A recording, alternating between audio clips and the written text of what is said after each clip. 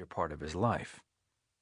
The clothing he now wore was his usual when on the job: jeans, dress shirt open at the collar. Today's was navy blue, and a dark checkered sports coat, respectful, to put offerers and witnesses at ease.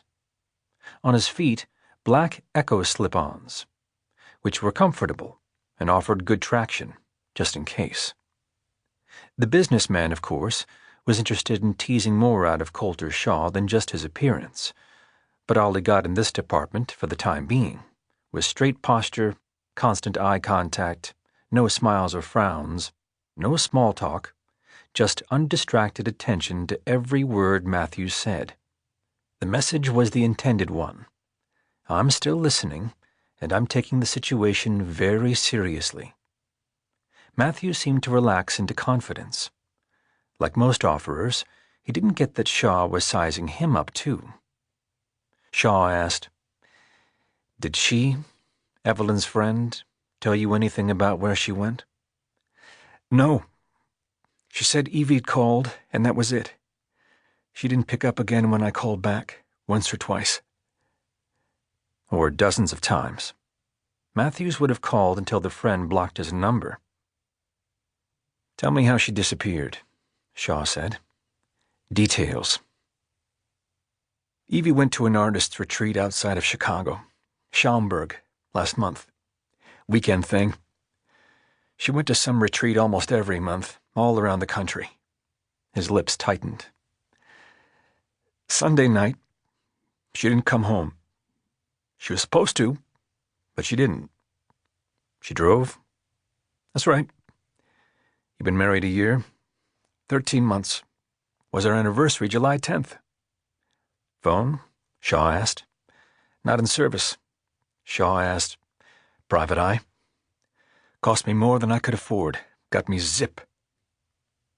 With a few exceptions, PIs were great for background security checks and poring over computer records to see if your fiancé had ever poisoned a prior husband or misbehaved more than one usually misbehaves in Cabo. The investigation part of the job title, as in pounding pavement, usually wasn't a stellar performance.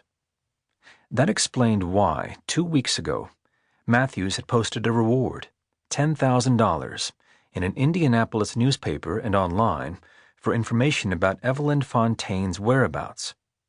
Shaw's business associates in Florida had spotted the announcement and relayed the info to Shaw, who happened to be in Chicago finishing another job.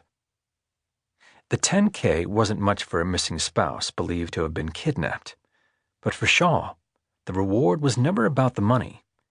It was a flag flying over a problem that, so far, no one else had been able to solve, the sort he lived for. Colter Shaw was restless in mind as well as restless in body. He now asked the standard question: had anyone else been in touch about the reward? Yes, Matthews said. Some people had contacted him, but it was clear they had no helpful information and were simply hoping for a windfall. There'd been no calls in the past week. This was a pattern Shaw had seen again and again. Matthews now opened his wallet and slipped out a picture.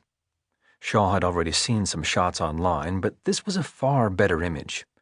A well-done formal portrait that depicted a woman in her late 20s, with a long, sweeping neck and an angular face.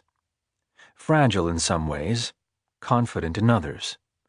She was more striking than beautiful.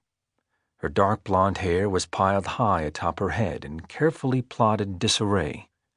Her eyes were blue, but toward the violet end of the spectrum, and her smile was mysterious.